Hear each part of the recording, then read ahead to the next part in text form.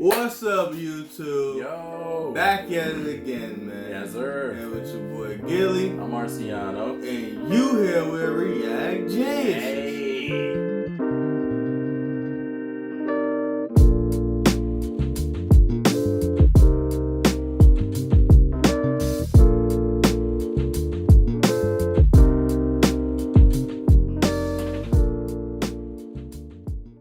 Bring you some Dreams Reactions. Yes, sir. And today, we got another Sunny V2 video for y'all, man. Got a playlist down there, bunch of different shit in there, so just go check it out. But if you shot through that, go ahead and hit that like and subscribe. Yes, sir. Go ahead and hit that like and subscribe, and we really appreciate it. But we ain't gonna hold y'all up no longer. The video we got for y'all today is Hollywood won't cast these 7 actors anymore, and why? I don't know, man. I can't think of nothing off the top of my head, so just gonna hop right into it. Hope y'all enjoy.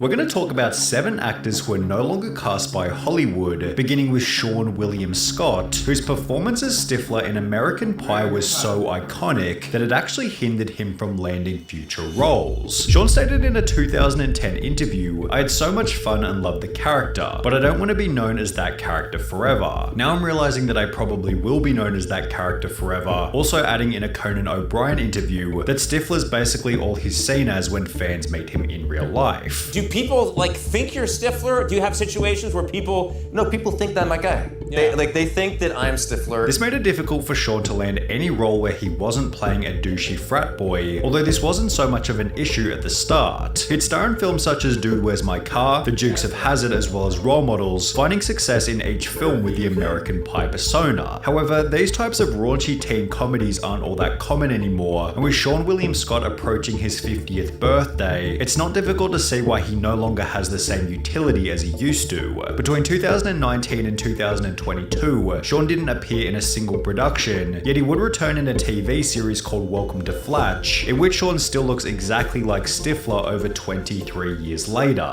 Although Seann William Scott isn't the only actor with this problem, as Christopher Mintz-Plasse has been unable to escape the legendary name McLovin ever since starring in Superbad. The movie was literally Chris's very first acting role, being cast for his unique nerdy appearance, which when plastered on a certain iconic fake ID, made him recognizable to everybody. It stated in a Vanity Fair interview, "The day after it came out, I was a nobody, 18 years old. I'd never done anything in my life. And then the next day I go to a Habit restaurant, and then someone across the way goes McLovin in front of like 40 people. Then I was like, oh, something is changing in the atmosphere here," leading to concerns from fellow Superbad co-star Emma Stone, who stated, "Is Chris Mintz-Plasse going to be called McLovin for the rest of his life?" Chris had found himself with the same curse as Seann William Scott, which is interesting as the two would star alongside each other only 1 year after Superbad, where Chris played a character very similar to McLovin. More than half of his 5 most recent films have been voice acting roles, possibly done so he could disassociate from McLovin, yet on the trailer for his most recent film called Honor Roll, one of the top comments is still, "You know you're getting old when McLovin from Superbad now plays guidance counselor roles in teen movies." Despite being unable to escape the curse of McLovin, Christopher Mintz-Plasse has managed to find success in the music industry with his band called Main Man. When asked during an interview, "Do you ever feel pulled toward acting or music more than the other?" Chris responded by stating, "I would love to keep balancing the two. I think I'm very lucky and grateful for where I am right now that I can do both. Acting, you can work for 3 months and not work for 6 months. So in that time, I love the momentum of music and everything that's going on. The momentum right now is very musical. I kind of just go with the flow,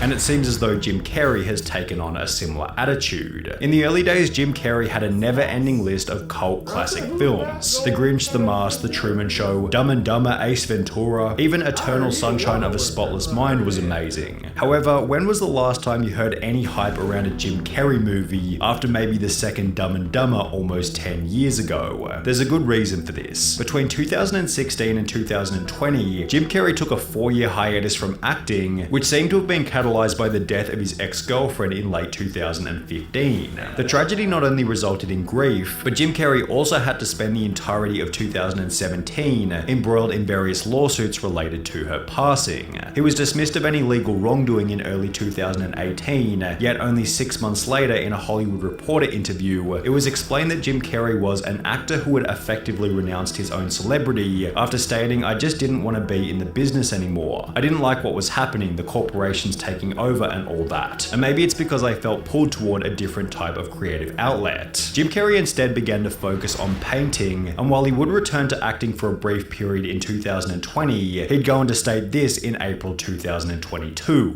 Well, I'm retiring, but I really liked my quiet life, and I really love putting paint on canvas. And this is something you might never hear another celebrity say as long as time exists. I have enough. I've done enough. I am enough. He added that Sonic the Hedgehog 2 would be his final movie, and apart from a small appearance in The Weeknd's Out of Time music video, Jim Carrey has stayed true to his retirement. But whatever happened to Tobey Maguire? As summarized well by this comment, I don't care what other movies this guy plays in, he will always be Spider-Man to me, and while this is true for most Tobey Maguire fans, he isn't really typecast in the same way as McLovin or Stifler. He found success playing fairly unique roles in other films such as The Great Gatsby, yet since 2014, almost 10 years ago, he appeared in no more than 3 films and 1 episode of a TV show. Why? He's not a romantic lead, he's not an action star, he's not a comedic actor, he's not a Shakespearean. His boyish good looks were appealing in his 20s and 30s, but not when he's in his early 40s. Basically, Tobey Maguire has a limited range as an actor, and there aren't many roles for him within that range. Besides being fairly limited in terms of what roles he can play, Tobey Maguire has also found himself in numerous media scandals. In 2015, it was reported that Maguire won as much as 30 to 40 million from illegal poker games over the course of 3 years, with most of this money having come from a hedge fund manager who's now serving 10 years in prison himself for running an illegal Ponzi scheme. The poker games were organized by a woman named Molly Bloom, who wrote in her memoir that Maguire asked her to bark like a seal who wants a fish in order to earn a $1,000 poker chip. The poker game organizer added that she tried to laugh it off. However, the actor persisted and said, "I'm not kidding, what's wrong? You're too rich now, you won't bark for $1,000? On top of this scandal, there are YouTube compilations dedicated solely to Tobey Maguire getting angry at paparazzi, although the main reason behind why he's disappeared from Hollywood is because he's busy making movies as opposed to acting in them. Despite having acted in only 4 productions since 2014, he's been the producer for 8 movies during the same time period, which is significantly more prolific than Taylor Lautner, who was blacklisted by Hollywood for a much more brutal reason. Taylor Lautner became an overnight sensation at the age of 16 after starring in the incredibly famous series Twilight, with his attractive physical appearance helping him to land the role and maintain an audience of dedicated teenage fangirls. Almost every Taylor Lautner interview focused on his body. So everybody's talking about the scene where you drop your pants. How was that? With the whole Team Jacob vs Team Edward fiasco, helping Taylor Lautner to earn an estimated $40 million from the franchise. He was so famous that for 10 whole years, he didn't go to a grocery store, movie theater, or a mall, although over time this insane level of fame began to fade. The 4 movies he starred in after Twilight each failed to crack 6 stars on IMDb, the worst of which being described as a 4th-rate Hollywood thriller that bundles a lot of thievery from better movies, is entirely bereft of suspense or excitement, and features a leading man who absolutely positively cannot act. And by 2016, Taylor Lautner had stopped exercising altogether, leading him to lose the body that had made him so famous in the first place. And, you know, what happens when you don't want to see a gym is you start losing the 8-pack. Seeing it online was very tough. And being like, wow, he's let it all go.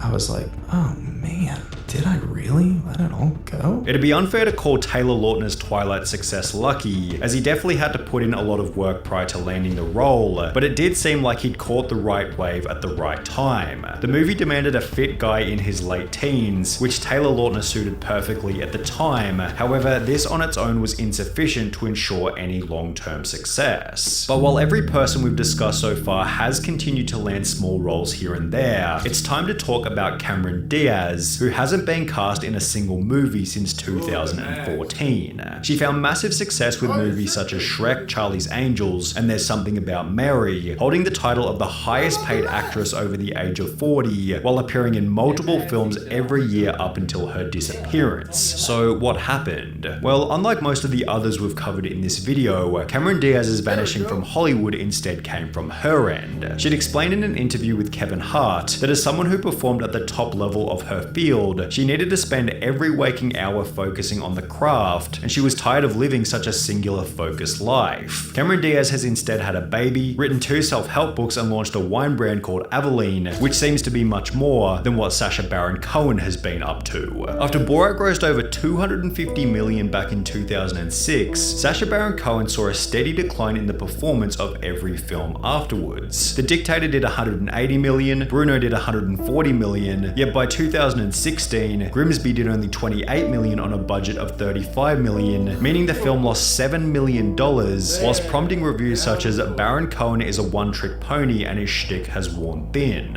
In 2016, he stated that Hollywood would be too scared to make Borat today, explaining that the incredibly crude humor which made the movie so successful was better suited to when the film was first released. The kind of stuff he pulled off in Borat is much harder to do in this YouTube/iPhone age, as Cohen himself admitted while doing press for this one. The same kind of problem can also be applied to Bruno and the Dictator, but it's the risky comedy in these films that makes them so entertaining to watch. On top of being more limited in terms of what jokes he can make, Sacha Baron Cohen has also been limited by lawsuits. He stated in a 2012 interview that he could no longer make movies like Borat and Bruno, as the movies I did up till now they involved real people. At the moment, I think I have the Guinness World Record for the most sued actor in history, with Borat accounting for at least 7 of these lawsuits. Despite this, Sacha Baron Cohen did release Borat 2 in October 2020, which was purchased by Amazon for $80 million.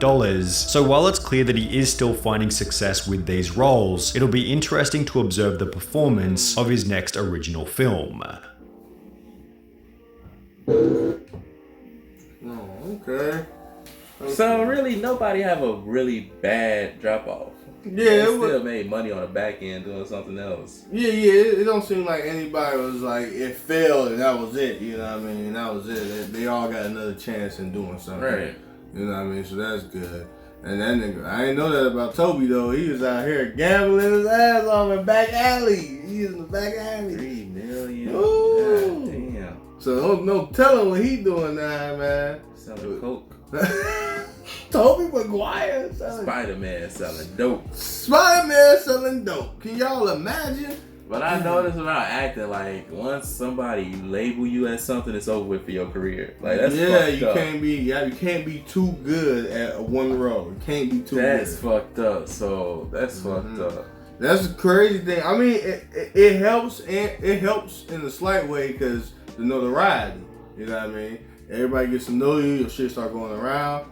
But then if you can't, if you're not even given the chance to try Exactly. to be in That's the another thing. role, Like, they don't even give you a then- chance. You know what I'm saying? I think that's why some actors, you know, direct their own movies and shit because they like, well, motherfuckers don't only see me as so and so. So Yeah. That makes sense. That's probably why Kevin Hart did that thing with him and Wesley Snipes to show that he can play the serious side instead of all these fucking comedies. Because he had another movie that came out in the movies, The Upside. Yeah. Yeah, and that was pretty good too. That's what I'm saying. So it can just show off that because the motherfuckers ain't gonna trust you. So I guess that's the thing. Because I'll be damned if I spend 80 million on a movie and get back 35 million. I'd be like, oh my god. Well, I would bankrupt. Man, I'd be hurt, nigga. What? But appreciate y'all sitting through this, man. Hopefully you had a good time. And if you do, go ahead and hit that like and subscribe. Yes, sir. Go ahead and hit that like and subscribe. And we really appreciate it. But until next time, we see y'all later. Peace.